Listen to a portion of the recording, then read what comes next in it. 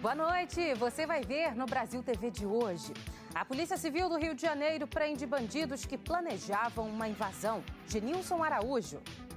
Marcele, a Polícia Civil do Rio de Janeiro fez nesta sexta-feira uma grande operação nas comunidades de Vigário Geral e Parada de Lucas, na zona norte do Rio de Janeiro. E outra quadrilha suspeita de distribuir cocaína para o estado do Rio é presa em Minas. Cláudia Mourão. A organização criminosa é suspeita de distribuir cocaína aqui em Belo Horizonte, na região metropolitana e no estado do Rio de Janeiro. Marcele. Um suspeito morre em confronto com a polícia do Paraná durante uma operação. Solange Riusin. São mais de 20 mandados de prisão e outros 20 mandados de busca e apreensão. Marcele, o alvo dessa operação aqui em Maringá, no norte do Paraná, é uma quadrilha de tráfico de drogas e também envolvida em lavagem de dinheiro. Eu volto com você, Marcele. Hospitais gaúchos e de Mato Grosso do Sul registram mortes de bebês por gripe. Diego Queiroz e Lenise Slavski. A bebê de 3 meses morreu em Pelotas sem conseguir transferência, Marcele. Não tinha vaga no Hospital de Clínicas de Porto Alegre. Em Mato Grosso do Sul, são 229 casos confirmados de influenza e 28 óbitos, Marcele. Um bebê de 5 meses está entre as 6 mortes confirmadas nesta semana. O Espírito Santo registra o primeiro caso humano da gripe aviária. Prisciele Venturini. Mais de 20 aves precisaram ser sacrificadas depois de 3 pássaros silvestres terem contraído a gripe aviária, Marcele. A Secretaria de Saúde reforçou as orientações e cuidados sanitários. Fiscais resgatam uma empregada doméstica em situação semelhante à escravidão em Fortaleza. Fernanda Aires. A idosa de 78 anos trabalhava em troca de moradia sem receber salário, Marcele. Ela passou mais de 40 anos em situação análoga à escravidão. Mais de 60 pessoas são presas por envolvimento na exploração sexual de crianças e adolescentes em Pernambuco. Juliano Roque. Essas prisões aconteceram durante a Operação Caminhos Seguros da Polícia Civil, Marcele. Aqui em Pernambuco foram 16 dias de muito trabalho. Os detalhes daqui a pouco no Brasil TV. Hoje é sexta-feira, 19 de maio. Brasil TV já está no ar.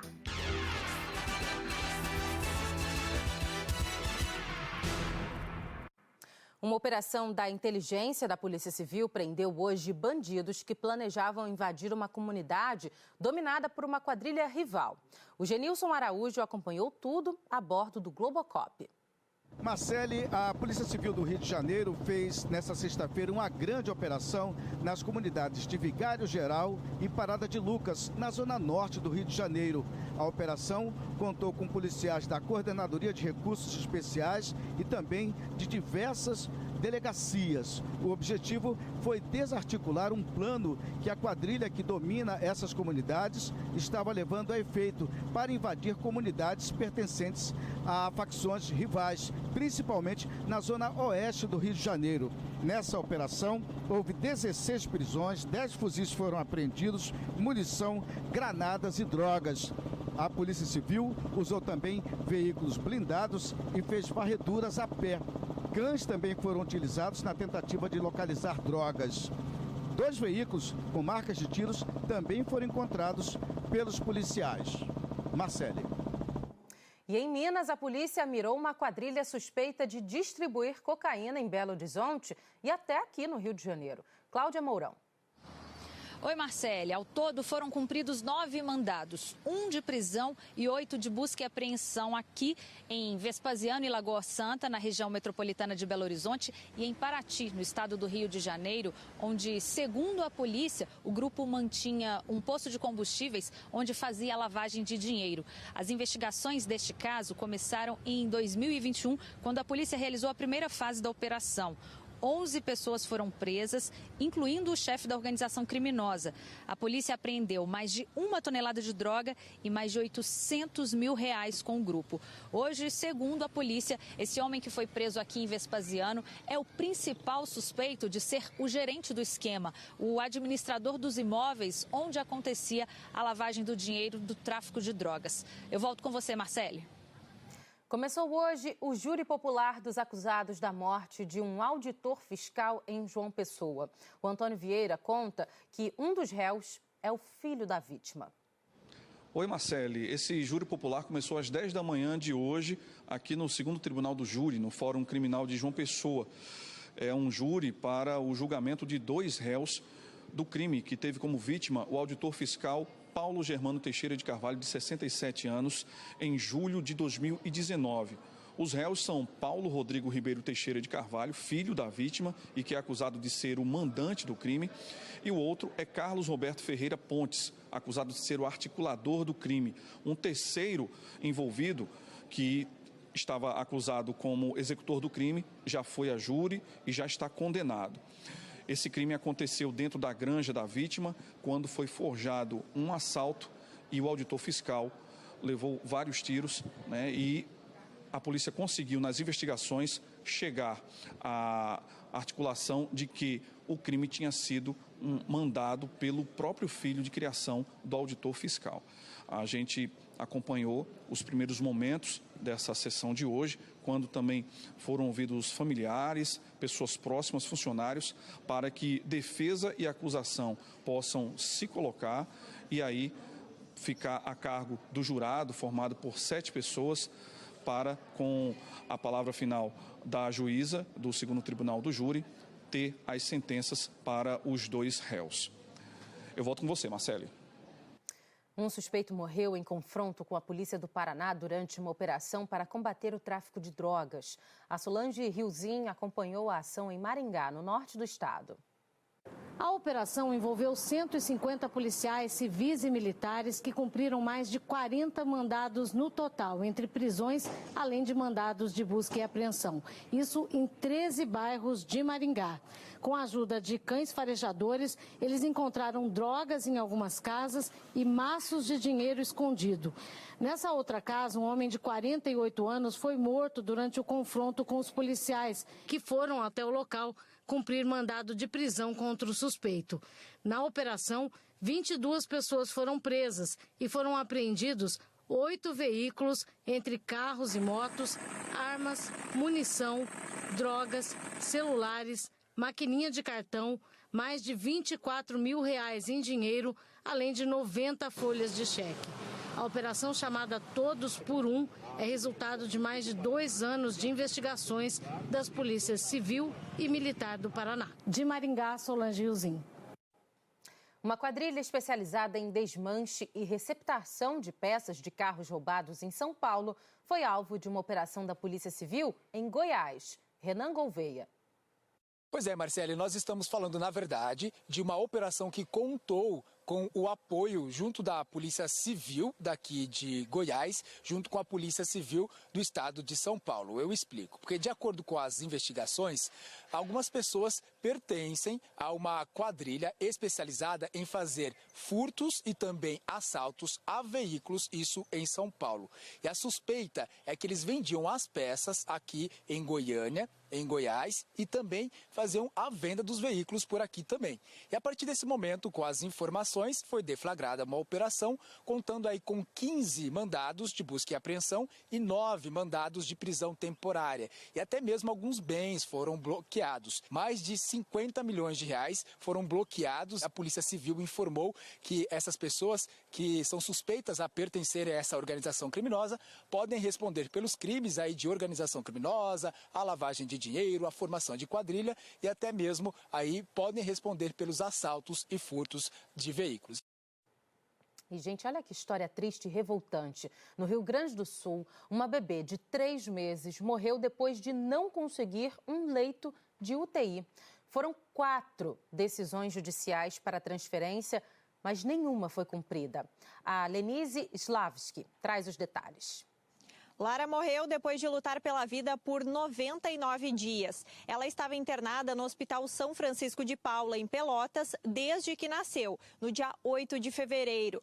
Em abril, ela foi diagnosticada com uma má formação no intestino e precisava de atendimento especializado com urgência. Com o agravamento do estado de saúde da menina, os pais recorreram à justiça para a transferência da criança para um hospital em Porto Alegre. Foram 4 decisões judiciais determinando a transferência. A última saiu no dia 16, um dia antes da morte de Lara.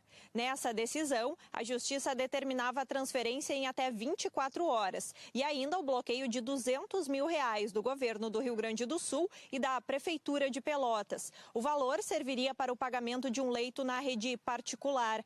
Nenhuma das decisões foi cumprida e na última quarta, pela manhã, Lara morreu no hospital em Pelotas. A Prefeitura de Pelotas informou que fez o cadastramento de Lara no Sistema de Regulação de Vagas do Estado. O município de Porto Alegre confirmou que recebeu a solicitação do leito e que a menina estava na fila de prioridade, assim que houvesse a disponibilidade da vaga. A Secretaria Estadual de Saúde informou que Lara, no dia da última decisão judicial, não apresentava condições clínicas para uma transferência. No entanto, o Hospital Universitário São Francisco de Paula afirmou que não houve vaga disponível para Lara desde que ela estava internada. Marcele, volto com você. Tristeza, força para essa família. A gente fala agora do surto de gripe em vários estados. No Amapá, um bebê de 3 meses foi a 4ª vítima da doença no estado. Quem atualiza a situação é a Anita Flecha. Isso mesmo, Marcele. Infelizmente, um bebê de apenas 3 meses foi a 4ª vítima em menos de uma semana do surto de síndromes gripais e síndrome aguda grave que atinge o estado. No sábado, o governo do estado decretou emergência em saúde pública após 100% das UTIs infantis estarem lotadas. No último boletim divulgado nesta quinta pela Secretaria de Estado de Saúde do Amapá, 126 crianças estavam hospitalizadas no HCA e no pronto atendimento infantil, o PAI, sendo 34 em UTIs e 92 em leitos clínicos. Foram criadas estratégias para ampliar a vacinação. Da população total, apenas 35% se imunizou contra a influenza. Ações itinerantes estão sendo realizadas para tentar aumentar a cobertura vacinal. Além disso, o Ministério da Saúde foi acionado.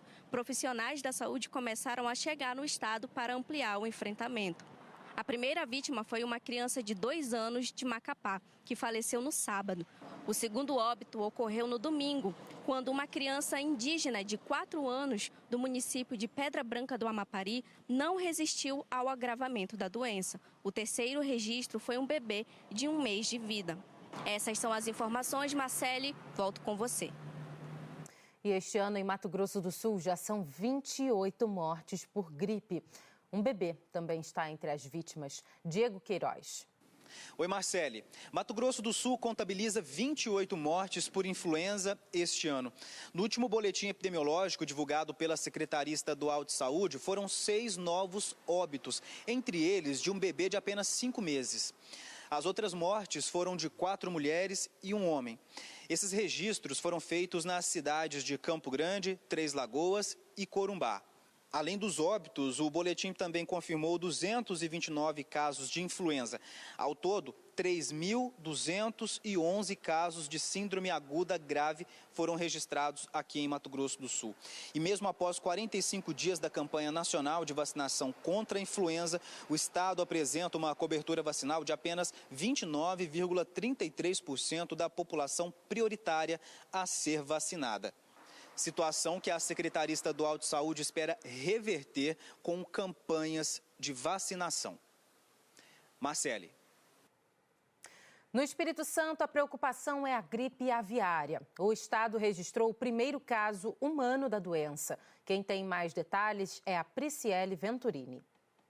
Oi, Marcele. A primeira pessoa com suspeita de gripe aviária no Brasil é um homem de 61 anos, de acordo com o Ministério da Saúde. Ele teve contato com uma ave contaminada nesse parque que fica em Vitória e apresentou sintomas gripais leves. O paciente passou por exames que foram encaminhados à Fiocruz e espera o resultado. Mas 32 funcionários do parque também fizeram exames.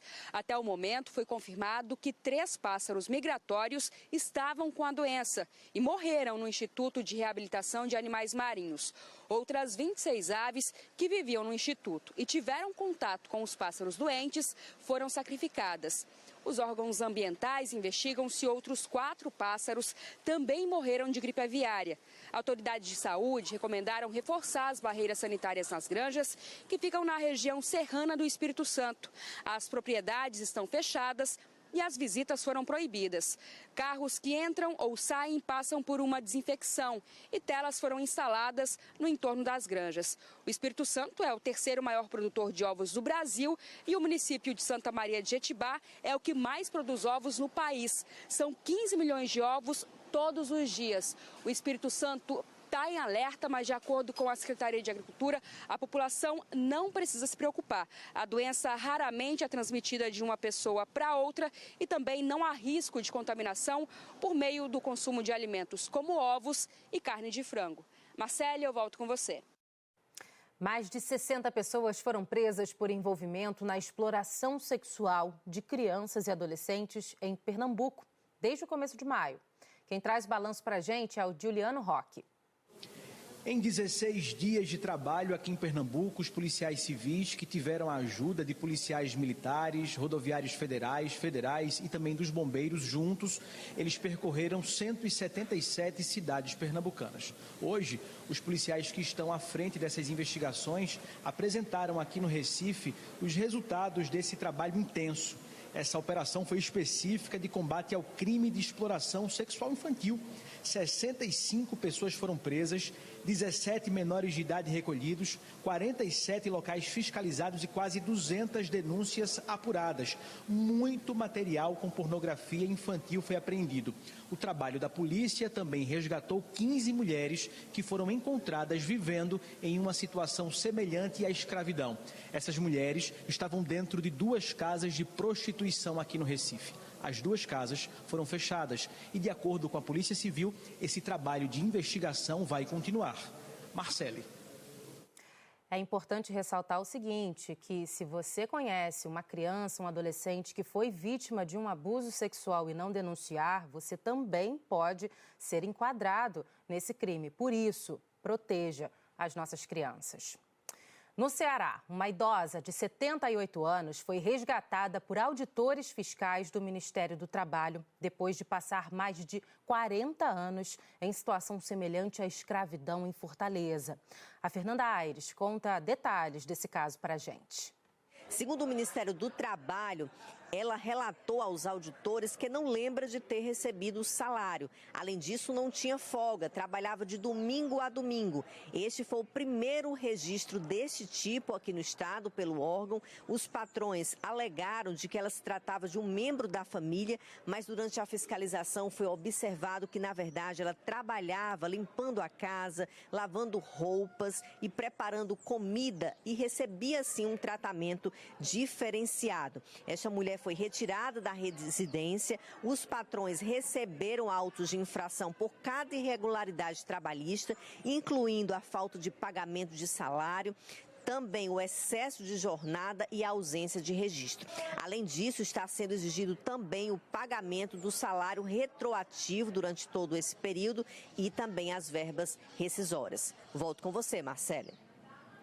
A seguir, Manaus se prepara para a época de cheia do Rio Negro. Daniela Branches. Por causa da cheia do rio, pontes começaram a ser construídas em alguns bairros de Manaus. A Defensoria Pública do Acre faz um mutirão de atendimento gratuito. Ana Paula Xavier. Segundo a Defensoria Pública do Estado do Acre, 500 pessoas foram atendidas durante a ação. E ainda, Cuiabá recebe o primeiro Festival de Pimentas, Natan Goulart. Toda a comida oferecida aqui tem pimenta, Marcele. Tem chocolate, sorvete e queijo à base do tempero. Já já a gente traz todos os detalhes aqui no Brasil TV.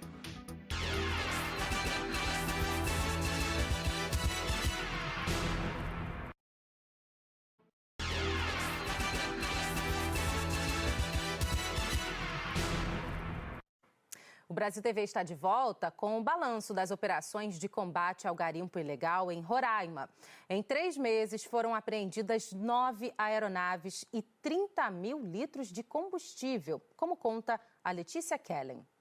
Segundo o balanço divulgado na quinta-feira, em 3 meses, a operação contra o garimpo ilegal realizada pela Polícia Rodoviária Federal, em conjunto com o IBAMA, foram apreendidas 9 aeronaves, 30 mil litros de combustível, 20 toneladas de cassiterita e mais de 1 quilo de ouro. Ainda de acordo com a PRF, 121 pessoas foram presas, 15 mandados de prisões foram efetuados e 6 pessoas que estavam foragidas foram recapturadas. Essas ações ocorrem em áreas que foram invadidas por garimpeiros nas terras indígenas em Roraima. As terras Yanomami e Raposa Serra do Sol são os principais alvos de atividade ilegal. Volto com você, Marcele. E está chegando a época de cheia do Rio Negro e Manaus começou a construir pontes para evitar inundações. Quem conta é a Daniela Branches. Oi, Marcele. Pois é. Segundo especialistas, a cheia deste ano não deve ser tão severa quanto a de 2021 e 2022. Não deve nem alcançar a inundação severa. Mas a Prefeitura operação de cheia de 2023. Junto com órgãos municipais, estaduais, já começou a construir pontes, por exemplo, em alguns pontos da capital do Amazonas, porque pelo menos 19 bairros são afetados nesse período de subida das águas. Aqui no bairro de Educandos, que e aqui observar algumas residências muito próximas aí a água do Rio Negro ainda subindo. Da Manaus Moderna, aqui da capital do Amazonas, a gente já consegue, inclusive, algumas ações muito próximas à calçada. Essa operação, além de construir pontes, ela deve distribuir kits de higiene, de limpeza, mais 2.000 compradas para essas pontes para a ser construídas e devem seguir. Pelo menos 580 já foram construídos e toda essa atividade deve durar ainda até o mês de junho. Marcela, eu volto com você. A chuva forte provocou alagamentos e abriu crateras em Nossa Senhora do Socorro, no Sergipe. O Rafael Carvalho mostra pra gente. Oi, Marcele, muita chuva em Sergipe, principalmente em Aracaju e na região metropolitana. Foram mais de 120 milímetros de chuva nesta sexta na capital do 10 ocorrências apenas com danos materiais. Já na cidade de o alagamento deixou interditado de acesso 235. Uma cratera no bairro. O reparo da previsão do tempo. A Defesa Civil do Estado, a região metropolitana está e ventos fortes. O IMET emitiu Aracaju e região do Baixo São Francisco. Eu volto. O governo federal anunciou na Carteira Nacional de Identidade como forma de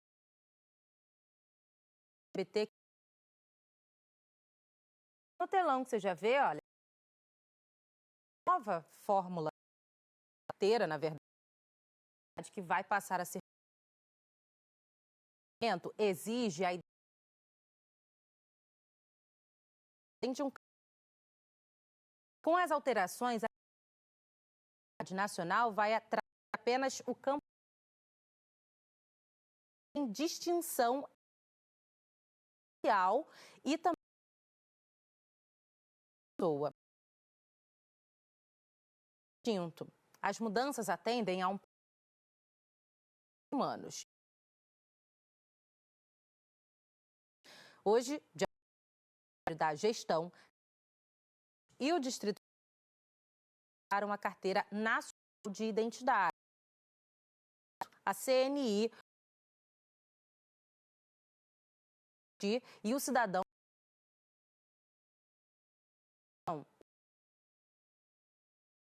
desde novembro para passar a emitir o novo documento.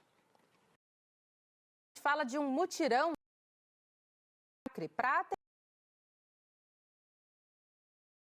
acompanhou.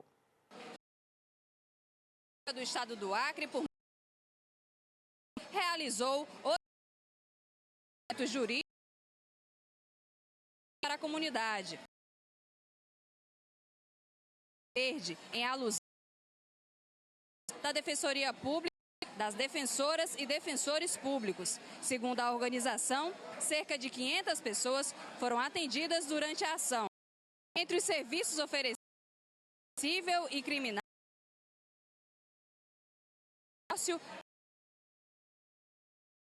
tutela, teste de DNA, defesa do documentação. Ana Brasil TV. Você gosta? Gosta sim. Olha, recebe a partir do primeiro festival de... Mostra pra gente. Esta é a edição do Festival de Artistas aqui em Cuiabá. Para aquelas pessoas que das picantes. Muita variedade. O pessoal vai encontrar pimenta natural, doce, até sorvete alimentar, caso tenham do mundo. Mudas. A abertura no próximo domingo. É bom que as notícias logo às 8h30. Uma ótima noite.